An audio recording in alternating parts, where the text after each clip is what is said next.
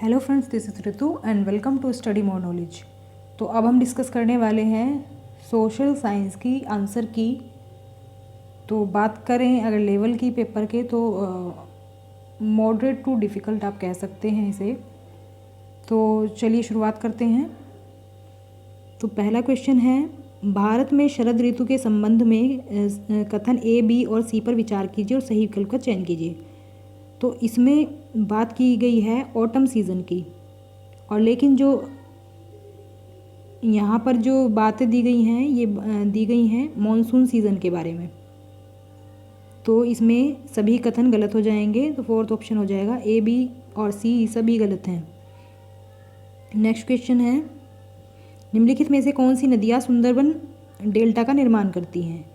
तो ये हैं गंगा और ब्रह्मपुत्र। नेक्स्ट क्वेश्चन है, दिए गए लक्षणों ए और बी के आधार पर वायुमंडलीय परत की पहचान करें। तो इसमें अंतरिक्ष से प्रवेश करने वाले उल्का पिंड इस परत में आने पर जल जाते हैं और इस परत में बढ़ती ऊंचाई के साथ तापमान घटता है। तो ये जो बात की जा रही है ये की जा रही है मध्यमंडल के बारे में, मीजोस्फीयर के बारे में। थर्ड ऑप्शन हो जाएगा इसमें। आतपन का संबंध है, तो आतपन मतलब इंसोलेशन का संबंध किससे है? सूर्य ऊर्जा के साथ है।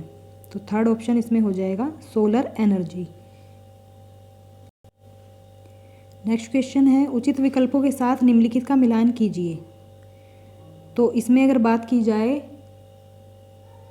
शंकुधारी वन, तो इसका मैच हम करेंगे ये थर्ड ऑप्शन से, नरम कास्ट वाले सदाबहार वन। फर्स्ट का हो जाएगा थर्ड से मेल, और फर्स्ट का थर्ड से अगर हम मेल करेंगे तो ये है सेकंड और थर्ड में। फिर है बी मिलेगा फोर्थ से, ये हो जाएगा भूमध्य सागरीय वनस्पति जो हो जाएगी वो हो जाएगी महाद्वीपों का पश्चिमी एवं दक्षिणी पश्चिमी किनारा। तो इसका मतलब ये हो जाएगा आपका सेकंड ऑप्शन। तो बाकी ऑप्शंस मैच कर लेना। नीचे दिए गए दोनों कथनों पर ध्यान दें और उचित विकल्प का चयन करें। सहारा रेगिस्तान एक समय में पूर्णतः हरा भरा मैदान था, तो ये बात बिल्कुल सही है।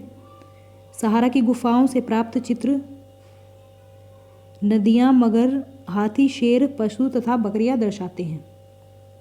तो ये भी बिल्कुल सही हो जाएगा। तो दोनों कथन इसमें सही हैं, ए और बी दोनों सही हैं। डॉल्फिन के बारे में दिए गए ए, बी और सी कथनों पर विचार कीजिए और सही विकल्प का चयन कीजिए। तो डॉल्फिन जो है गंगा और ब्रह्मपुत्र नदी के अलवण जल में डॉल्फिन पाई जाती है, बिल्कुल सही है। डॉल्फिन अभयारण्य बिहार राज्य में अवस्थित है, तो सेकंड भी सही है। डॉल्फिन की उपस्थिति से जल की शुद्धता का पता चलता है, सी भी सही है। तो तीनों ऑप्शन इसमें सही हो जाएंगे। कौन सा ऑप्शन होगा? ये हो जाएगा फर्स्ट ऑप्शन, ए, बी और सी तीनों सही हैं। तो नेक्स्ट क्वेश्चन है, बायोगैस अनिवार्य रूप से निम्न में से किन का मिश्रण है? तो कौन से कंपोनेंट से मिलकर बनी है ये बताना है। ये है मीथेन और कार्बन डाइऑक्साइड से, मीथेन और CO2 से मिलकर बनी है बायोगैस। संसाधन के बारे में ए और बी कथन पर विचार करें और सही उत्तर का चयन करें। तो सभी संसाधनों का आर्थिक मूल्य होता है, ये बात गलत है। ऐसा ज़रूरी नहीं है कि सभी का आर्थिक मूल्य हो, एक वैल्यू हो उनकी इकोनॉमिक। पहला गलत होगा। समय और प्रौद्योगिकी दो महत्वपूर्ण कारक हैं जो पदार्थों को संसाधन में परिवर्तित कर सकते हैं, तो बिल्कुल सही है। हम किसी भी पदार्थ को संसाधन में परिवर्तित कर सकते हैं समय और प्रौद्योगिकी के द्वारा, टाइम और टेक्नोलॉजी के द्वारा। तो ए गलत है और बी सही है, फर्स्ट ऑप्शन हो जाएगा इसमें। नेक्स्ट क्वेश्चन है जी, परंपरागत मैंने आपको बताया था जो पहले से ही यूज़ में आए हैं, प्राचीन काल से यूज़ होते आए हैं। तो इसमें हो जाएगा अगर हम एलिमिनेशन मेथड के थ्रू भी करें तो भी हम पता लगा सकते हैं। सौर ऊर्जा ये हम अभी यूज़ करना शुरू किया है, तो ये तो होगा नहीं। और भूतापीय ऊर्जा ये भी हमने अभी शुरू किया है, तो ये भी नहीं होगा। मतलब बाद में, अभी नहीं, मतलब कि प्राचीन काल से जो हम यूज़ करते आए हैं वो हमारे परंपरागत होते हैं, जो अभी हमने किसी भी तरह से यूज़ करना शुरू किया वो आते हैं गैर परंपरागत में। तो बायोगैस की बात करें तो बायोगैस भी अभी स्टार्ट किया है। जो प्राचीन काल से जो हम यूज़ करते आ रहे हैं वो ये 3 ऑप्शन हो जाएंगे, ईंधन, प्राकृतिक गैस और खनिज तेल। तो ये फर्स्ट ऑप्शन इसमें करेक्ट होगा।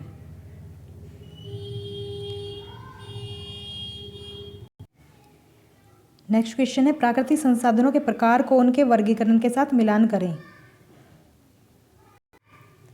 तो इसका मतलब है कि हम किस आधार पर वर्गीकरण करते हैं, उनका किस आधार पर उनको वर्गीकृत करते हैं। जैसे कि हम देखें तो जैसे सर्वव्यापक और स्थानिक का हम वर्गीकरण करते हैं। सर्वव्यापक होते हैं जो हर जगह मौजूद हैं, और स्थानिक का हम वर्णन करते हैं कुछ इस तरह से, जो केवल एक स्थान पर हैं, किसी लोकल जगह पर मिलते हैं। तो हम इस तरह से इनको हम वितरित करते हैं, डिस्ट्रीब्यूटेड करते हैं। तो ऐसे ही बाकी ऑप्शंस को भी आप समझ लेंगे। तो इनके वर्गीकरण का ये आधार होता है, हम इस तरह से इनको वर्गीकृत करते हैं। जैव अजैव को हम उद्गम के आधार पर वर्गीकृत करते हैं कि कहाँ से मिले हैं। तो इसमें सभी मैचिंग हैं, मतलब ऑलरेडी मैच किए हुए हैं पहले से ही। विकास व प्रयोग का स्तर, वास्तविक और संभाव्य, उद्गम, जैव और जैव, वितरण, सर्वव्यापक और स्थानिक, और भंडार हो जाएगा नवीकरणीय और अनवीकरणीय। नेक्स्ट क्वेश्चन पर चलते हैं। तो इसमें हो जाएगा फर्स्ट ऑप्शन ही हो जाएगा इसमें करेक्ट। लगभग 12,000 साल पहले भारत में कई क्षेत्रों में गर्मी बढ़ने के कारण घास वाले मैदान बनने लगे। तो ये कथन सही है। हिरन, बारहसिंगा, बकरी, भेड़ और मवेशी जैसे जानवरों की संख्या बढ़ी। तो सेकंड भी सही है, तो दोनों कथन इसमें सही हो जाएंगे। और कारण भी ये सही है, बी ए का थर्ड ऑप्शन हो जाएगा इसमें। पुरास्थलों के संदर्भ में निम्नलिखित में से कौन सही है। तो पुरास्थल हम किसे कहते हैं, साइट्स किसे कहते हैं, वह स्थान जहाँ वस्तुओं के अवशेष मिले हैं। तो ये केवल ज़मीन के ऊपर ही पाए जाते हैं ऐसा नहीं है, ज़मीन के अंदर ही पाए जाते हैं। ज़मीन के अंदर ही पाए जाते हैं तो ऐसा भी ज़रूरी नहीं है। समुद्र और नदी के तल में कभी नहीं पाए जाते, तो ये भी नहीं होगा। फर्स्ट ऑप्शन हो जाएगा केवल ए। हड़प्पा सभ्यता के लोग बनाते थे। तो इसमें क्या होगा, इसमें कन्फ्यूज़न हो सकता है आपको, तो आप इसमें एलिमिनेशन मेथड के थ्रू करें तो बेटर रहेगा। तो देखिए यहाँ पर इसमें अगर कलर की बात करें तो पीले रंग के तो नहीं मिलते थे, लाल और काले रंग के मिलते थे, और पत्थर की मुहरें मिलती थी, ये भी सही है। तो ये गलत हो जाएगा। लोहे से बनी तकलियाँ, तो लोहे की बात होती है तो लोहे का तो बहुत बार जिक्र हुआ है कि हड़प्पा के जो लोग थे वो लोहे के बारे में नहीं जानते थे। तो सी ऑप्शन भी एलिमिनेट हो जाएगा। बी और सी अगर हटा दें तो कौन सा बचेगा, बी और सी अगर हम हटा देंगे तो बचेगा सेकंड ऑप्शन ए और डी हो जाएगा। एक महापाषाण कब्र में 2 कंकालों के अवशेष थे, इन दोनों में से महिला के कंकाल का अनुमान लगाने हेतु देखना होगा। तो क्या देखना होगा इसमें, एक तो हड्डियों की संरचना और एक देखना होगा कंकालों के साथ मिले आभूषण। तो खाने के बर्तन से तो पता नहीं चलेगा, कंकालों के आकार से भी पता नहीं चलेगा, क्योंकि हड्डियों की संरचना से भी पता लगा सकते हैं हम, और उसके साथ आभूषण से भी हम पता लगा सकते हैं। तो ए और बी सही हो जाएगा, केवल ए और बी।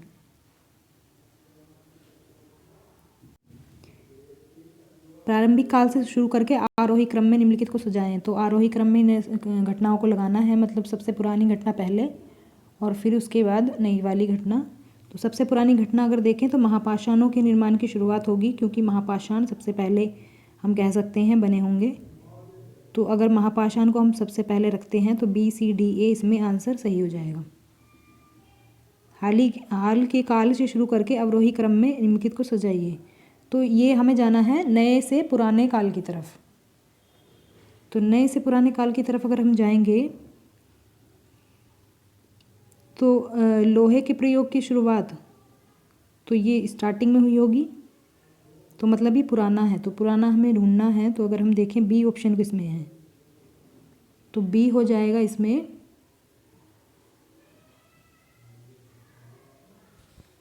थर्ड ऑप्शन में यहाँ देख लेते हैं। तो हमें कहाँ से जाना है, नए से पुराने की तरफ जाना है, तो पुराना लास्ट में आएगा फिर, तो थर्ड ऑप्शन इसमें करेक्ट होगा। चोल मंदिर धार्मिक सामाजिक एवं सांस्कृतिक जीवन के केंद्र थे, तो ये बिल्कुल कथन सही है। चोल कांस्य प्रतिमाएं देवी देवताओं की थी, पर कुछ प्रतिमाएं भक्तों की भी थी, तो ये भी सही है। इसमें हो जाएगा, दोनों सही हैं। तो ये कहाँ पर है, थर्ड ऑप्शन हो जाएगा। तो दोनों इसमें सही हो जाएंगे चोल काल के बारे में।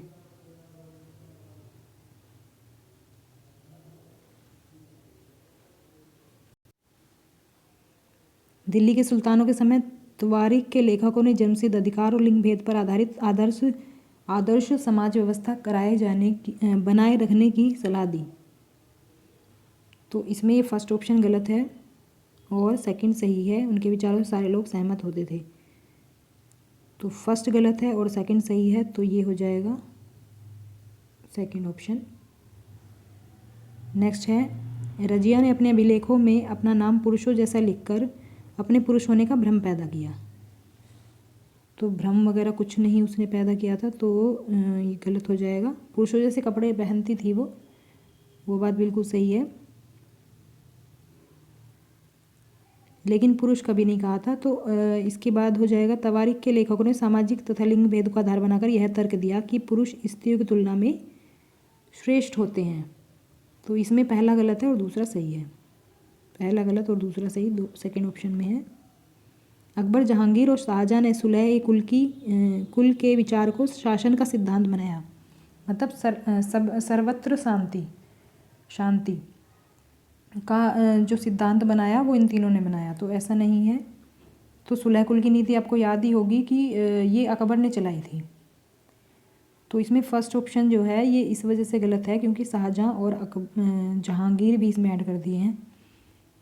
और विभिन्न धर्मों से जुड़े हुए व्यक्तियों के साथ विचार विमर्श से अकबर की समझ बनी कि जो विद्वान धार्मिक रीति और मतान्ता पर बल देते हैं वे अक्सर कट्टर होते हैं। तो सेकंड ऑप्शन इसमें करेक्ट है। ए गलत और बी सही है, तो सेकंड ऑप्शन सही हो जाएगा इसमें।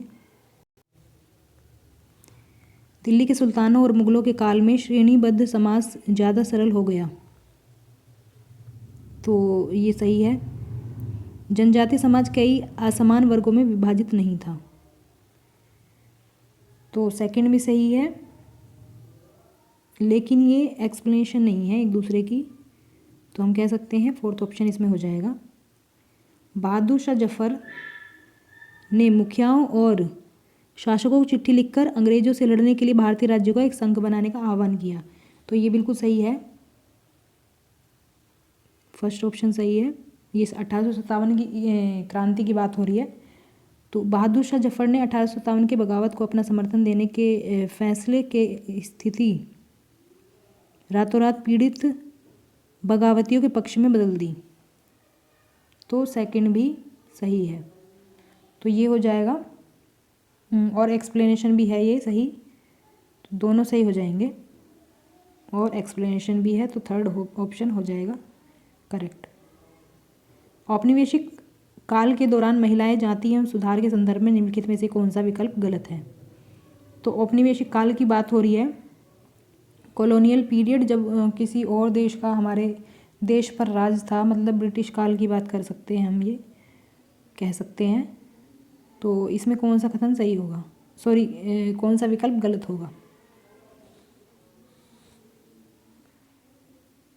तो इसमें आ जाएगा, प्रार्थना समाज ने केवल हिंदू ग्रंथों पर विचार विमर्श किया। तो प्रार्थना समाज ने केवल हिंदू ग्रंथों पर ही विचार विमर्श नहीं किया था, उसने अनेक धर्मों पर, अनेक ग्रंथों पर या धर्मों पर हम कह सकते हैं ये आधारित था, ये प्रार्थना समाज। तो ये फोर्थ ऑप्शन हो जाएगा इसमें गलत।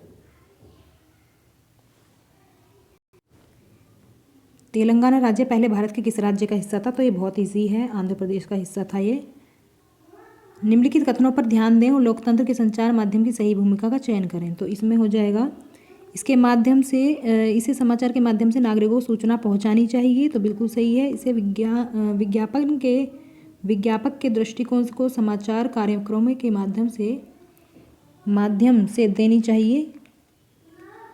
इसे हर दृष्टिकोण की चर्चा करनी चाहिए। तो थर्ड ऑप्शन भी बिल्कुल सही है। तो इसमें तीनों सही हो जाएंगे, ए, बी और सी। निम्नलिखित में से कौन सा विज्ञापन रूढ़िवादी चित्रण का उदाहरण नहीं है? तो अगर बाकी ऑप्शंस की बात करें तो चाय के विज्ञापन पे एक माँ का सुबह चाय बनाना, तो उदाहरण नहीं पूछा है हमसे। रूढ़िवादी मतलब जेंडर जो स्टीरियोटाइप होता है उसका एग्जाम्पल कौन सा नहीं है। तो चाय के विज्ञापन पे एक माँ का सुबह चाय बनाना मतलब एक लेडी को दिखाया गया है चाय बनाते हुए, तो ये बिल्कुल इसका उदाहरण हो सकता है। तो ये जो आंसर होगा हमारा ये होगा, स्पोर्ट्स जूते के विज्ञापन में एक लड़की फुटबॉल खेलती हुई। फर्स्ट ऑप्शन इसमें हो जाएगा, जो उदाहरण नहीं है, क्योंकि जो स्पोर्ट्स जो बनाए गए हैं वो एक तरह से जो धारणा बनाई गई थी स्पोर्ट्स के लिए वो ये थी कि लड़के ही स्पोर्ट्स खेल सकते हैं, सिर्फ खेलों में भाग ले सकते हैं, खेलों में हिस्सा ले सकते हैं। अगर जूते एक लड़की को अगर दिखाया जाता है फुटबॉल खेलते हुए स्पोर्ट्स जूते पहनकर, तो ये इसका उदाहरण नहीं है। तो फर्स्ट ऑप्शन इसमें होगा, क्योंकि हमसे नहीं पूछा है।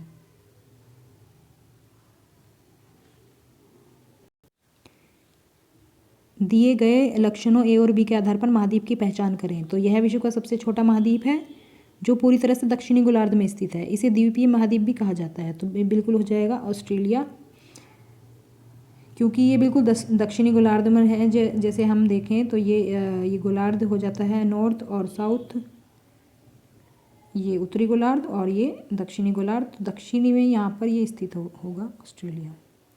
सौरमंडल में हम जैसे जैसे सूर्य से दूर जाते हैं तो क्या होता है, ग्रहों द्वारा सूर्य के चारों ओर एक परिक्रमण करने की अवधि बढ़ती जाती है। तो इसको हम किस तरह से समझ सकते हैं, जैसे हमारी पृथ्वी तो सूर्य से लगभग तीसरे नंबर पे इसकी दूरी है पृथ्वी की।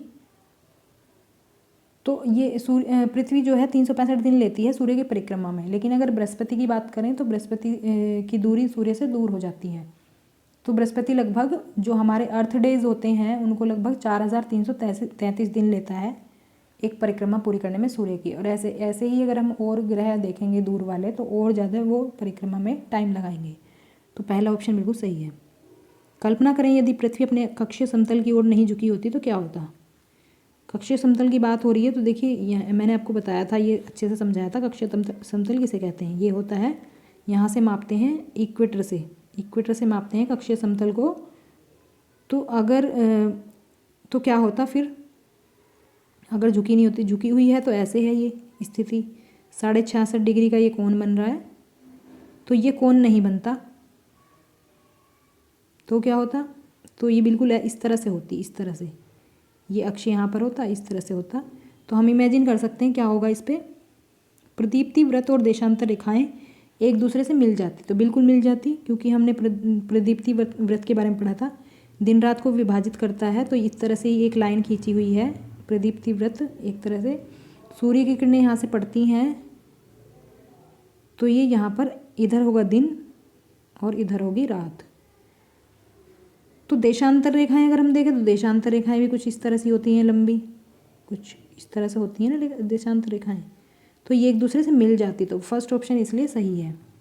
अक्षांश रेखाएं नहीं मिलेंगी, क्योंकि अक्षांश रेखाएं इस तरह से होती हैं, हॉरिजॉन्टल होती हैं, इस तरह से होती हैं, तो ये नहीं मिलता ना। तो सेकंड तो गलत हो गया, तो ए सही है और बी गलत है इसमें।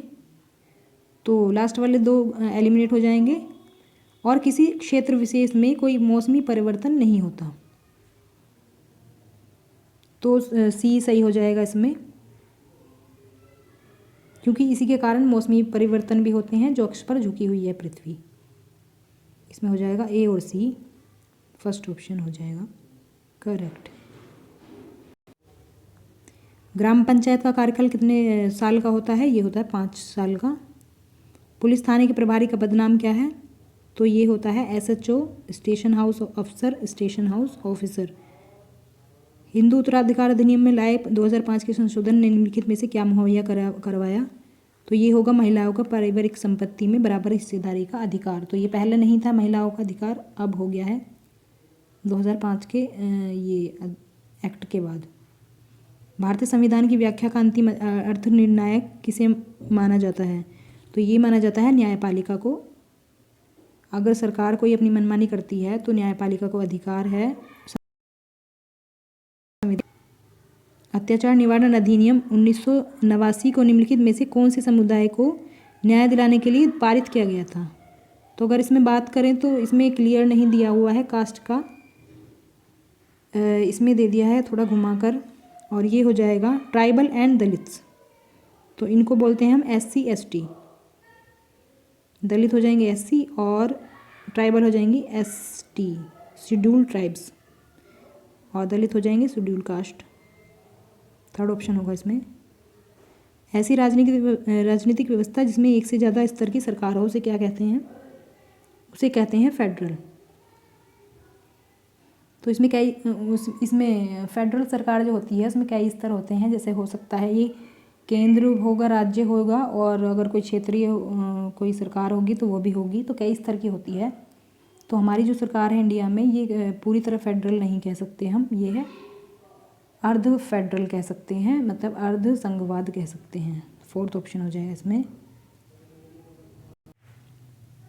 निम्नलिखित में से कौन सी नीति सामाजिक न्याय को प्रोत्साहित करती है? तो बात की जाए सरकारी नौकरियों में जो दलित जाति के उम्मीदवार को आरक्षण देते हैं हम, वो बराबरी के लिए देते हैं, जिससे वो बराबर आ सकें। जनरल जो कैटेगरी होती है उसके बराबर आने के लिए ही आरक्षण दिया जाता है। तो बिल्कुल सही है, ये सामाजिक न्याय होता है ये। और न्यूनतम मेहनताना कानून पारित कराना, मतलब जो वर्कर्स होते हैं उनको एक मिनिमम सैलरी इनकी निर्धारित करना। तो दोनों ही आ जाते हैं, A और B हो जाएंगे सही।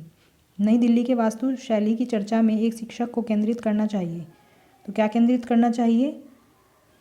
इसमें होना चाहिए उसकी शैली पुरानी दिल्ली की शैली से कैसे श्रेष्ठ है। तो दोनों की अगर हम तुलनात्मक अध्ययन करेंगे तो ये बहुत अच्छे से बच्चों को समझ में आ जाएगा। इतिहास शिक्षण का उद्देश्य केंद्रित होना चाहिए। तो इतिहास शिक्षण का उद्देश्य केंद्रित होना चाहिए अधिगमकर्ताओं में क्रियात्मक क्षमता विकसित करना, developing performing abilities of the learner. तो हो जाएगा फोर्थ ऑप्शन। समसामयिक मुद्दों को सामाजिक विज्ञान की कक्षा में लाने के क्या उद्देश्य होने चाहिए? तो इसमें अगर बात की जाए देश से जुड़े मुद्दों के प्रति रुचि बढ़ाना, ठीक है। विश्लेषण और आलोचनात्मक, जब भी बात आती है SST में क्रिटिकल एनालिसिस, क्रिटिकल थिंकिंग की या एवोल्यूशन की, तो ये सही होता है। सनसनीखेज खबर मुहैया कराकर विषय के प्रति रुचि पैदा करना, ये एलिमिनेट हो जाएगा। बाहर की दुनिया से जोड़ना, तो A, B और D, सेकंड ऑप्शन।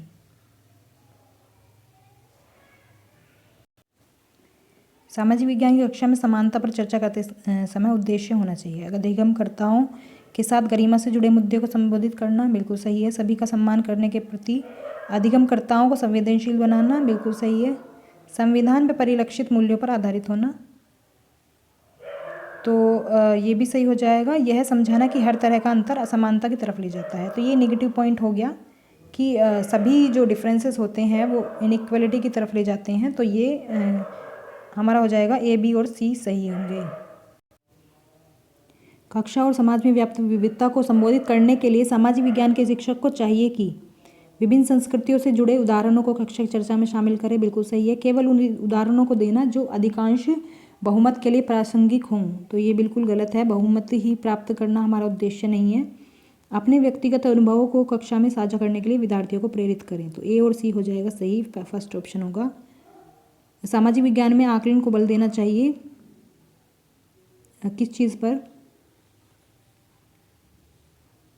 इसमें हो जाएगा अपने अधिगम को विभिन्न दैनिक परिस्थितियों से जोड़ने की अधिगमकर्ताओं की क्षमता का मूल्यांकन करना, फोर्थ ऑप्शन इसमें करेक्ट होगा।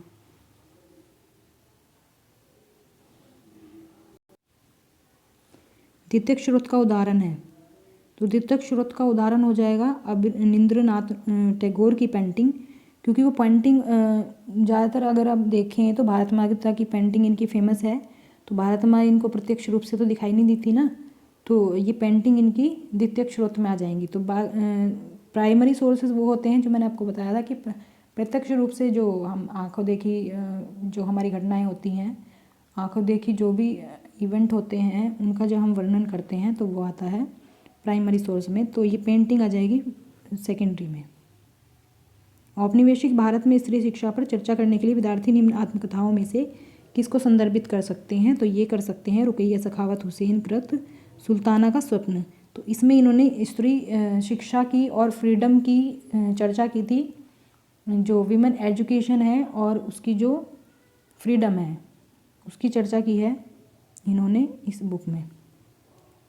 थर्ड ऑप्शन होगा भूगोल शिक्षण को किन मुद्दों से जुड़े संदर्भ में परिप्रेक्ष्य का विकास करना चाहिए? तो इसमें बात की जाए अगर, इसमें होना चाहिए संसाधन और संरक्षण। संसाधन और संरक्षण तो होना ही चाहिए। और विविधता में एकता से जुड़ी चुनौतियाँ, ये भी बिल्कुल होना चाहिए, क्योंकि जो हम डाइवर्सिटी की बात करते हैं तो डाइवर्सिटी जुड़ी होती है हमारी हिस्ट्री और ज्योग्राफी से। तो इसमें ये सी ऑप्शन भी होगा और ए भी होगा। अभी देख लेते हैं ए और सी किस में है। तो ए और सी है सिर्फ हमारे थर्ड ऑप्शन में, थर्ड करेक्ट होगा। एक सक्रिय सामाजिक विज्ञान की कक्षा अधिगमकर्ताओं को प्रेरित करती है। तो किस चीज़ के लिए प्रेरित करती है? चुनौतीपूर्ण प्रोजेक्ट में भागीदार बनना, क्योंकि बाकी तो सब नेगेटिव पॉइंट लग रहे हैं। तो फोर्थ ऑप्शन इसमें करेक्ट होगा। अध्याय के अंत में जो प्रश्न दिए होते हैं उनके बारे में बताना है। तो देखिए, तो अवधारणाओं को अपने शब्दों में बताने, मुद्दों पर वाद विवाद करने के लिए प्रेरित करता है। बिल्कुल सही है। प्रोजेक्ट कार्य, तुलना और विभेद करना अध्याय के अंत में दिए प्रश्नों के प्रकार हैं। तो बिल्कुल सही है, प्रोजेक्ट कार्य अंत में दिए जाते हैं पाठ के। और अधिगमकर्ताओं में कक्षा में पहले पढ़ाई गई अवधारणाओं की समझ विस्तृत करता है ये। तो ये भी बिल्कुल सही है। तो तीनों सही हो जाएंगे इसमें। सामाजिक और राजनीतिक जीवन की पाठ्य पुस्तकों में, तो इसमें क्या होना चाहिए पाठ्य पुस्तकों में? एक तो होना चाहिए संस्थाओं और प्रक्रियाओं को ऐसे चित्रित किया जाना कि वे उसी तरह कार्यान्वित हैं जैसे संविधान में उनकी कल्पना की गई है। तो ये होना चाहिए बी। और लोगों व क्षेत्रों से जुड़े विभिन्न ठोस उदाहरणों को प्रस्तुत किया गया है। तो बिल्कुल सी भी सही हो जाएगा। तो ये सब पॉइंट इसमें मिलते हैं, जो बी और सी होगा correct, third option. Doctor Ambedkar के कोरेगांव जाते हुए अनुभव का वर्णन करते हुए एक शिक्षक पूछते हैं, क्या आपको लगता है स्टेशन पर लोगों ने डॉक्टर अंबेडकर और उनके भाइयों के प्रति भेदभाव किया? तो एक तरह से वो कह रहे हैं जो परिस्थिति उनके सामने आई उस पर उसकी कल्पना करने के लिए। तो फोर्थ ऑप्शन हो जाएगा इसमें, परिस्थिति के बारे में परिकल्पना बनाना। फोर्थ ऑप्शन करेक्ट होगा। बाजार विषय का परिचय देने के लिए कौन सी शिक्षण शास्त्रीय विधि सर्वोत्तम होगी? तो सेकंड ऑप्शन हो जाएगा, एक दुकानदार को कक्षा में साक्षात्कार के लिए आमंत्रित करना, क्योंकि बाज़ार में दुकानों का ही रोल होता है और दुकानदार ही उसको अच्छे से समझा सकता है बाज़ार के बारे में। यही है उस ईश्वर की महिमा, इसलिए दूषण है भीतर, दूषित है काया भीतर से, इसमें कोई भ्रम न रखना, महारी चोखा का है यह कहना। एक शिक्षक के तौर पर आप इस कविता का विश्लेषण और अपने अधिगमकर्ताओं से चर्चा कैसे करेंगे? तो इसमें अगर बात की जाए तो इसमें हम कह सकते हैं थर्ड ऑप्शन करेक्ट हो जाएगा, मानवीय शुद्धता हमारे विचार और विश्वास से निर्धारित होती है। क्योंकि ये भीतर की बात हो रही है, भीतर मतलब अपने अंदर की बात हो रही है, मनुष्य के अंदर की बात हो रही है।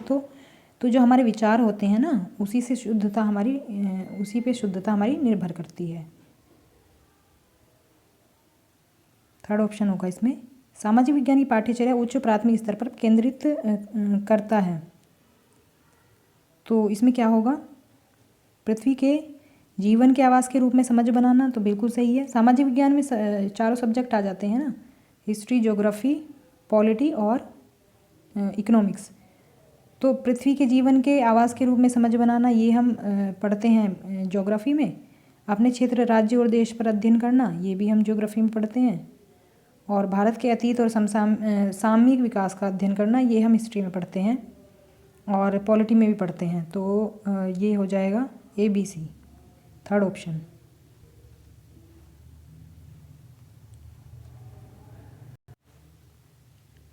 ग्लोब और प्रकाश स्रोत का इस्तेमाल करके एक शिक्षक निम्न में से किन अवधारणाओं को दर्शा सकता है। तो अगर बात की जाए रोटेशन की, रोटेशन मतलब होना चाहिए घूर्णन। परिक्रमण दिया हुआ है, परिक्रमण मतलब होता है रेवोल्यूशन, तो ये यहाँ पर घूर्णन आएगा क्योंकि हम इंग्लिश टर्म को सही मानते हैं अगर कोई गलत होती है तो ग्लोब पर हम क्या दर्शा सकते हैं, ग्लोब पर हम दर्शाते हैं जैसे पृथ्वी कैसे घूर्णन करती है, तो हम क्लियर ईजिली हम दर्शा सकते हैं। तो घूर्णन के कारण क्या क्या होता है, देखिए घूर्णन हो गया, घूर्णन हम दर्शा सकते हैं। घूर्णन के कारण ही दिन रात होते हैं, ये भी हम दर्शा सकते हैं। तो ए और बी तो हो गया है, तो ए और बी है फर्स्ट और सेकंड ऑप्शन में, तो बाकी के एलिमिनेट हो जाएंगे। अब हमें सी और डी में देखना है कि कौन सा होगा। तो अगर बात की जाए मौसमी परिवर्तन की, मौसमी परिवर्तन होते हैं जो होता है रेवोल्यूशन, जो पृथ्वी की परिक्रमण गति जो होती है, तो वो नहीं है इसमें, तो इसलिए सी हम एलिमिनेट कर देंगे, तो होगा सेकंड ऑप्शन करेक्ट हो जाएगा इसमें। क्योंकि वर्षा का वितरण भी हम दिखा सकते हैं, क्योंकि हम इस तरह से देखिए ग्लोब इस तरह से दिखेगा तो हम वर्षा का वितरण दिखा सकते हैं। जैसे इक्वेटर के पास ज़्यादा वर्षा होती है और कहाँ पर कम होती है, कहाँ पर ज़्यादा होती है, तो मौसमी परिवर्तन हम इसमें नहीं दिखा सकते। तो ए बी और डी होगा सही। एक शिक्षक के तौर पर आप इतिहास के लोहा बनाने वाले और फैक्ट्री मालिक विषय पर चर्चा करते समय भूगोल की पाठ्यपुस्तक के किस अध्याय के साथ इसका अंतर संबंध स्थापित कर सकते हैं। तो बात की जाए लोहा बनाना, लोहा बनाना आता है उद्योग में, खनिज संसाधन में भी आ जाएगा ये, और ऊर्जा संसाधन की यहाँ कोई बात नहीं हो रही है, कोई ऊर्जा का संसाधन नहीं है हमारी पृथ्वी के अंदर, तो इसे भी हम कर सकते हैं क्योंकि लोहा एक तरह से खनिज है जो कि पृथ्वी के अंदर मिलेगा। तो ए बी और डी हो जाएगा इसमें, सेकंड ऑप्शन होगा। एक शहर के स्कूल में भूगोल की कक्षा में वनों के प्रकार विषय का परिचय देने के लिए सर्वोत्तम विधि होगी। तो सर्वोत्तम विधि होगी वनों का परिचय के लिए, तो वन क्षेत्र जो भी होगा आसपास का उसका भ्रमण, फर्स्ट ऑप्शन हो जाएगा। भूकंप पर चर्चा के दौरान व्यवहारिक कौशल अधिगमकर्ताओं में विकसित करने हेतु शिक्षक को बल देना चाहिए। तो हमें शिक्षक होने के नाते क्या बल देना चाहिए, हालिया भूकंपीय घटना पर चर्चा करना। क्योंकि अगर हम और तर्क वितर्क देंगे तो उससे तो समझ में आएगा नहीं, लेकिन अगर कोई आसपास हमारे प्रेजेंट टाइम में मतलब कुछ ही टाइम पहले, कुछ ही दिन पहले अगर भूकंप आया है, अगर हम उसका डिस्कशन करें कि किस तरह से भूकंप आने पर किस तरह से मूवमेंट होने लगता है और किस तरह से जो भी सामान है वो चीज़ें जो हैं वो हिलने लगती हैं, तो अगर इस तरह से हम बताएंगे तो बच्चे जो अपना जो एक्सपीरियंस होगा उसके आधार पे चर्चा कर पाएंगे। तो ये तीसरा ऑप्शन सही रहेगा। तवा बांध क्षेत्र के स्थानीय लोग 1990 के दशक में अपने जीवन यापन से जुड़े कौन से अधिकार के लिए संगठित हुए। तो ये खेती करने का अधिकार है, इसमें फर्स्ट ऑप्शन होगा। निम्नलिखित में से कौन सी व्याख्या विविधता का उचित प्रतीक है। तो ये हो जाएगा सेकंड ऑप्शन, यह लोगों के बीच एक रूपता बढ़ाता है। भारतीय लोकतंत्र के संदर्भ में निम्नलिखित में से कौन सा कथन गलत है। तो गलत है फर्स्ट ऑप्शन, भारतीय जनता का एक छोटा हिस्सा भारतीय स्वतंत्रता से पहले भी मतदान कर सकता था, क्योंकि गलत पूछा है तो ये हो जाएगा। तो ये थी आंसर की सोशल साइंस की। तो इसमें हो सकता है एक दो क्वेश्चन का मुझे डाउट भी लग रहा है, हो सकता है एक दो गलत होंगे इसमें, तो कोई बात नहीं, वो आप ऑफिशियल आंसर की से मैच कर लेना फिर। ठीक है, मिलते हैं नेक्स्ट क्लास में। Thanks for watching.